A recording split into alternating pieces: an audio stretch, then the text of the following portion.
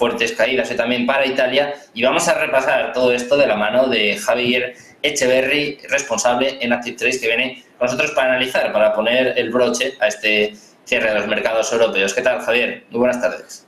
Pues buenas tardes, Sergio. ¿Qué tal? ¿Cómo estás? Muy bien, encantados de volver a tenerte por aquí, como decía, en una sesión que nos deja con mal sabor de boca, ¿no? Sobre todo, a pesar del tono mixto, vemos caídas para Italia, también para Alemania. Quiero que nos cuentes un poquito cómo has visto este cierre de los mercados europeos y, sobre todo, qué puede pasar en los próximos días. Bueno, hemos empezado peor. Ahora, efectivamente, tenemos un tono mixto, como bien dices, y hemos empezado abriendo en España con caídas y, además, no vamos a decir abultadas, porque no queremos ser alarmistas, pero, desde luego, caídas interesantes. Hemos cerrado en positivo, cosa que no se esperaba a primera hora.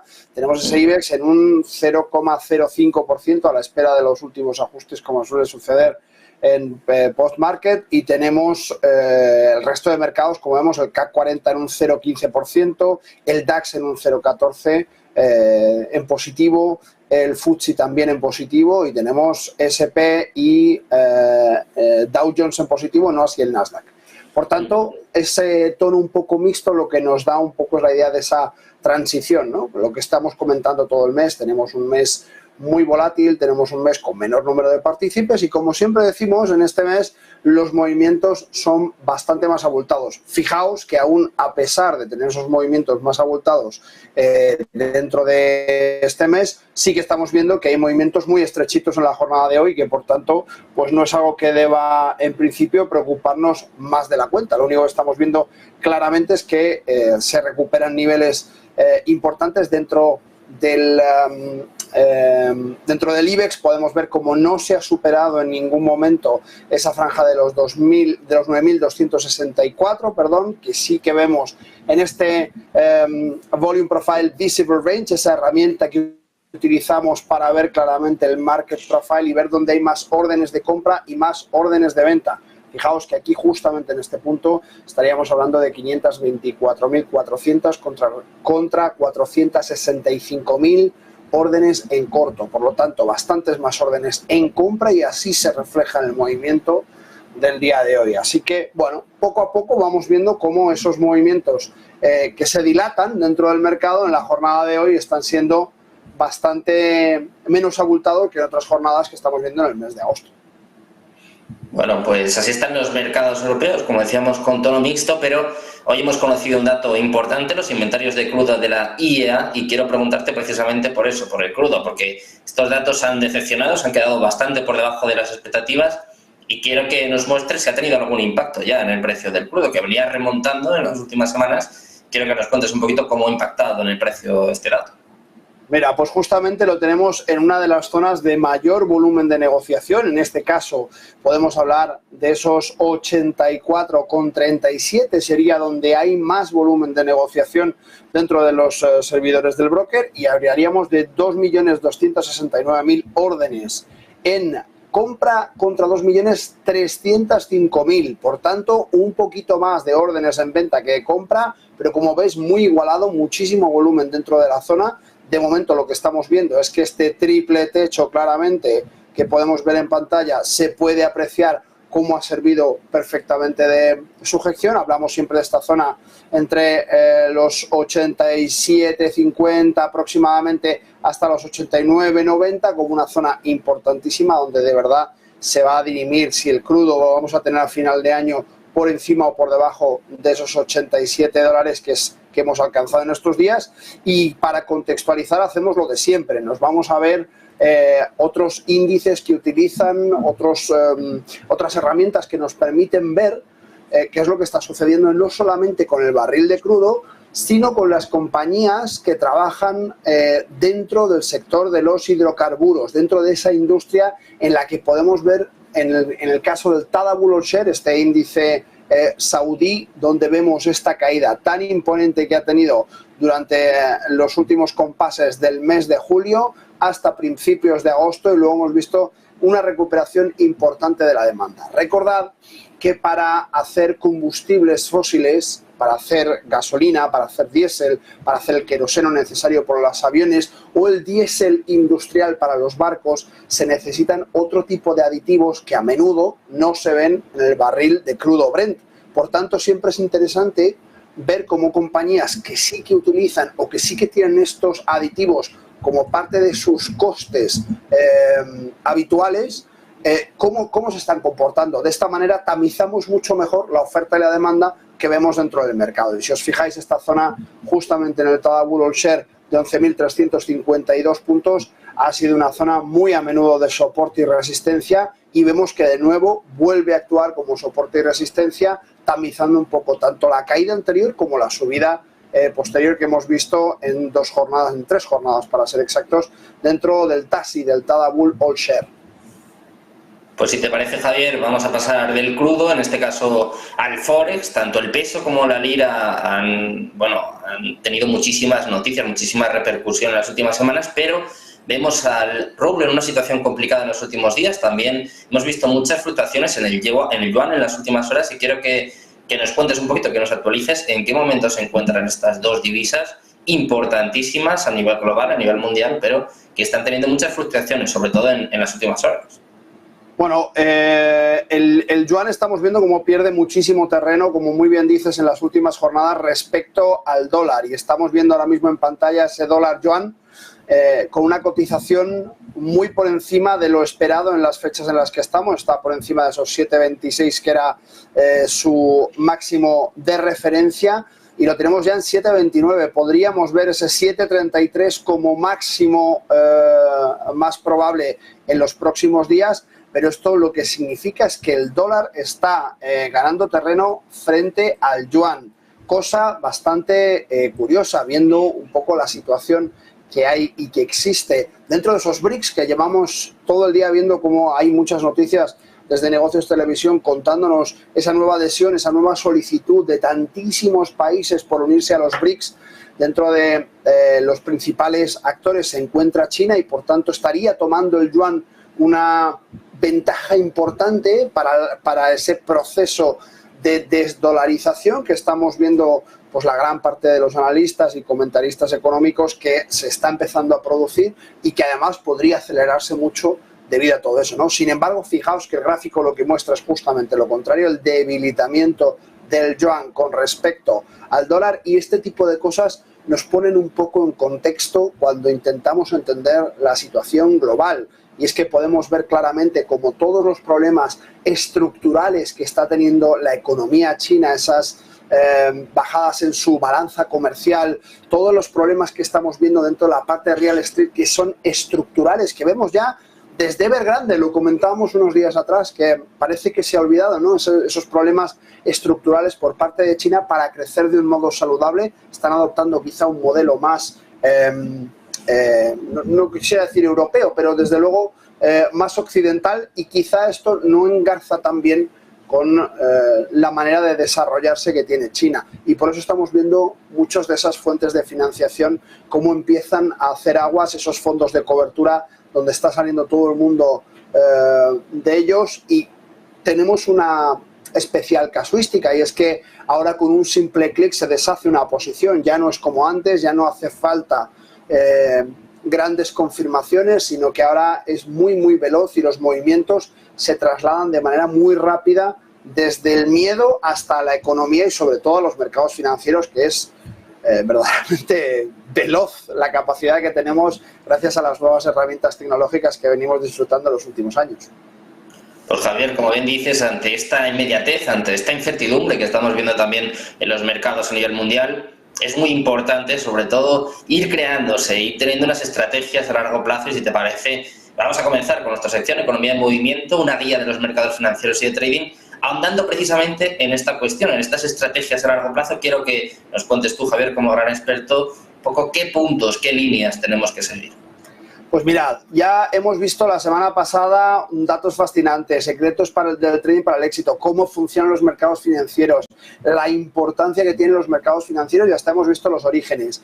Creo que es interesante empezar hoy, y no he querido crear hoy una presentación de un montón de diapositivas para hacer una clase directamente para todos nuestros espectadores, porque creo que es interesante comentar esta sección concretamente. Fijaos, en estrategias de largo plazo hablamos siempre de estrategias que nos sirven para poder operar tranquilo. El trading a un año vista en una operación también es trading. Las estrategias de medio y largo plazo también son trading. Cuando yo hablo con muchos inversores, muchos me dicen, no, es que el trading es para estar muy pendiente de la pantalla, para estar 24 horas pegado. Oiga, no, las estrategias de largo plazo también son trading. Trading viene de la palabra inglesa negociación y nosotros negociamos en mercados financieros. Me da lo mismo que sea un día a 15 minutos vista a unos pocos minutos dentro de un scalping rabioso o en una estrategia de medio y largo plazo que podemos estar hablando de 1, 3, 5 años, dependiendo de las disquisiciones que cada uno tenga. Y por tanto, dentro de esas estrategias de largo plazo, cuando uno empieza, como todo este pequeña aproximación a los mercados financieros que hemos querido hacer en el mes de agosto, dentro de esta idea de entender un poco mejor los mercados, creo que hay que empezar por este tipo de estrategia, sobre todo por entender cómo se construyen. Y la manera de construir una estrategia de largo plazo, incluso de medio plazo, es entender que varias de las cosas más importantes son la diversificación. ¿Qué significa comprar y mantener? Algo que ahora a los chavales me hace mucha gracia que empiezan a operar en mercados financieros y sobre todo en la blockchain, y dicen eso de holdear, que a mí me suena fatal, pero no deja de ser la básica estrategia de toda la vida de comprar un activo en el que confiamos, que consideramos que puede salir adelante o que sus fundamentales son buenos y mantenerlo durante un tiempo para permitir que se revalorice y que nosotros como propietarios de esa revalorización pues obtengamos un beneficio. Y por último, ¿cuál es la mejor manera de hacer una inversión indexada? Ahora contaremos exactamente qué es la inversión indexada y veréis que va a ser mucho más sencillo que el palabrejo, que ya veréis que no tiene mucha complicación. Lo primero de todo, diversificación. ¿Cómo diversificamos cuando queremos crear una cartera? Hay que tener distintos factores en cuenta. Primero, tenemos que tener distintos tipos de activos y para ello lo que hacemos es ir directamente a nuestra plataforma y vemos que tenemos tanto Forex, es decir, divisas, como acciones, como índices, como commodities y futuros. Recordamos que las commodities, lo vimos durante la semana pasada, son justamente esas materias primas, sean agrarias o no. Si son agrarias se llaman agrocommodities, si no, simplemente commodities. O en castellano, materias primas, no tiene más. Oro, plata, platino, cualquiera de los metales preciosos no deja de ser una commodity, como lo es también el barril de crudo Brent, como lo es el barril West Texas de referencia en Estados Unidos y como son otros activos. Pero lo más importante es tener un peso balanceado en nuestra cartera en esta diversificación en activos, como decimos, en tipos de activos distintos y seguidamente en regiones. Es decir, si yo estoy invirtiendo en un activo determinado o en un tipo de activos o diversifico mi cartera entre distintos tipos de activos, no voy a buscar que todos ellos coticen en la misma zona o tengan influencias de una zona geográfica, sino que lo que voy a intentar es que, por ejemplo, tengan distintas zonas de influencia. Y para eso, por ejemplo, es muy fácil irnos a los índices, donde vamos a poder ver cómo cada índice tiene en su configuración muchas de las compañías de mayor capitalización o muchas de las compañías más interesantes o sectorialmente más interesantes de zonas determinadas. Nos sucede esto con el DAX, con ese GERT 40 que tiene 40 empresas alemanas. Nos sucede con el USA 500, SP 500, que no deja de ser 500 de las compañías de mayor capitalización en Estados Unidos. Nos sucede con el tecnológico Nasdaq, donde hay también un gran número de empresas. El Dow Jones de industriales, que se llama industriales porque justamente tiene ese sesgo de compañías más industrializadas. Pero si os fijáis, estas tres últimas son todas de Estados Unidos, son todos índices de Estados Unidos. ¿Qué debo hacer? Tener una ponderación adecuada, es decir, repartir el capital que deseo invertir de una manera adecuada para que estos tres activos en los que quiero invertir no supongan una gran parte de mi capital, sino que supongan una pequeña parte en la diversificación de otros índices dentro de ese bloque de activos, que serían los índices, como podrían ser el CAC 40, aquí lo tenéis, la 40, el FTSE 100, o incluso nos iríamos ya a la zona de Oriente, que a menudo se nos olvida, y es que tenemos el Nikkei. Fijaos cómo está el Nikkei, el Japanese 225 compañías componen este índice. Australia 200, tenemos ese índice australiano, tenemos el Hang Seng, que vemos claramente esa tendencia bajista. Fijaos como si miramos dentro de las distintas compañías, vemos, por ejemplo, en Estados Unidos ese sesgo tan alcista y luego vemos en China un sesgo mucho más bajista. En esta última terminación vemos un sesgo lateral bajista con un doble suelo claramente marcado. ¿Qué supone esto en nuestra diversificación? Pues que si una zona geográfica dentro de un mismo tipo de activos va mal, probablemente la otra no. Y diversificamos, repartimos nuestro riesgo, así como nuestras fuentes de ingresos. De este modo, es mucho más sencillo poder manejar de una manera correcta el riesgo. Este tipo de operativa es importante entender que al fin y al cabo tiene también una serie de riesgos, y es que los riesgos que tiene básicamente son que no calculemos bien los costes que tiene mantener una posición en cualquiera de los tipos de activos. ¿Qué sucede? Que nosotros tenemos que ir directamente a las especificaciones del contrato con el que vamos a acceder a esos activos y ver cuáles son los costes. Teniendo eso en cuenta y sabiendo cuánto nos cuesta mantener un activo en una ponderación, es decir, en un peso de nuestra cartera determinado, podemos entender exactamente cuál es el coste de financiación o de mantener, mejor dicho, durante el paso del tiempo todos esos activos, ¿vale? Esto sucede exactamente lo mismo cuando pensamos en comprar y mantener. Imaginemos que vamos a hacer una exposición extremadamente concentrada. Nos olvidamos en este momento de la diversificación, que ya tenemos claro que es clave, y ponemos un ejemplo de un solo activo. Si yo quiero comprar y mantener una acción del tipo que sea, vamos a decir, no sé, del Santander, tengo que entender cuáles son los beneficios de invertir a largo plazo. Esa acción tiene un coste determinado que yo desembolso y dejo paralizado, y a partir de ahí esa acción fluctúa con el paso del tiempo. Hay veces que sube, hay veces que baja, y durante distintos periodos de tiempo en esa acción yo voy a sufrir tanto incrementos en el valor de mi acción, por tanto el dinero que yo tengo bloqueado aumenta su valor, aunque el dinero no se mueva, yo he pagado lo mismo, pero ahora lo que he pagado por ese título me reporta un beneficio, mejor dicho, me reporta mayor valor, puesto que el beneficio solamente se da cuando cerramos ese título. Mientras que no hemos cerrado la operación, no hay ni beneficio ni pérdida. Hay una cosa importante que tenemos que evaluar que se llama coste de oportunidad. Si tenemos un capital bloqueado en un activo concreto o en 25.000 activos distintos, pero en definitiva tenemos ese capital bloqueado, tenemos que meter dentro de esa ecuación de comprar y mantener el coste de oportunidad. O lo que es lo mismo, ¿qué podría hacer yo con ese dinero que no estoy utilizando que me pudiera dar más rentabilidad, menos rentabilidad, más o menos riesgo, cobertura a otras operaciones? Cada uno tiene que evaluar un poco dentro de ese segmento cuáles son las cosas importantes. Pero el coste de oportunidad es uno de los costes que a menudo los traders noveles no evalúan dentro de sus posiciones. Y es que es importante darnos cuenta cuando hablamos de comprar y mantener que el hecho de comprar y mantener un título genera este tipo de costes. Además de otros, lógicamente, que como he dicho, tenemos que evaluar en las especificaciones de los contratos de suscripción de ese tipo de activos. Por último, inversión indexada. ¿Qué significa la palabra indexada? Unido a algo. Indexado es unido a algo. Un índice, al fin y al cabo, es un listado de cosas que tenemos, como todos sabemos.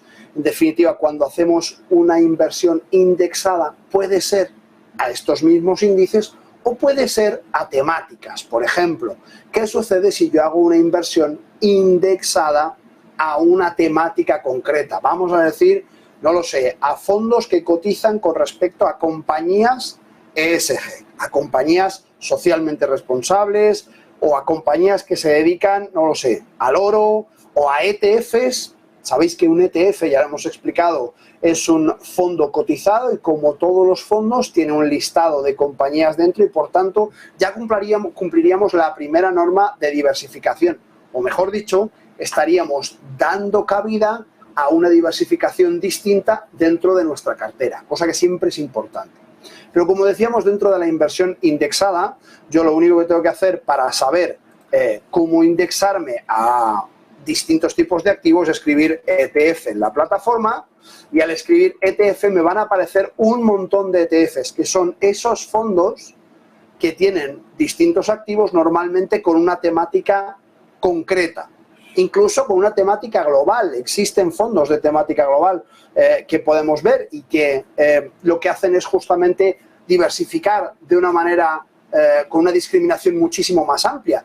Pero si queremos focalizar un poco la diversificación y ser nosotros quien decida cuándo, cuánto y en qué queremos diversificar, este tipo de ETFs son exactamente lo que necesitamos. De tal manera que podemos ver, por ejemplo, este está indexado al MSCI de Brasil, ¿vale? Ahí, por ejemplo, a los mineros de oro, que es muy interesante ver un poco cómo lo hacen.